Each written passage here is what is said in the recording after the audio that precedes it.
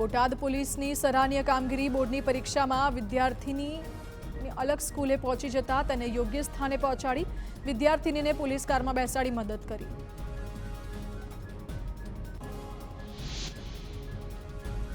સાબર ડેરીના નિયામક મંડળની ચૂંટણીનું પરિણામ જાહેર। બાયડ કોંગ્રેસના પૂર્વ ધારાસભ્ય જશુ પટેલનો વિજય। 16માંથી 15 બેઠકો સાથે ભાજપની સાબર ડેરીમાં બહુમતી।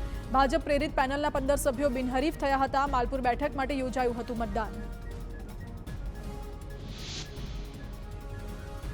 પ્રધાન બળવંતસિંહ રાજપૂતના હસ્તે શ્રમ પારિતોષિક એવોર્ડ। રાજ્યના 2 નવા આઈટીઆઈ ભવનનું લોકાર્પણ કર્યું। શ્રમિક અન્નપૂર્ણા યોજનાના 12 નવા કેન્દ્રોની શરૂઆત।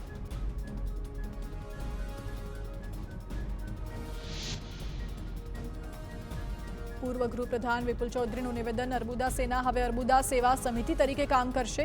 પાટનગર ગાંધીનગરમાં સામાજિક અને શૈક્ષણિક ધોરણો નિર્માણ કરાશે।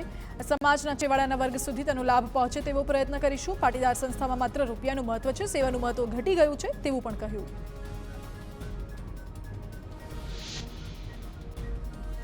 પાટીદારો પર વિપુલ ચૌધરીએ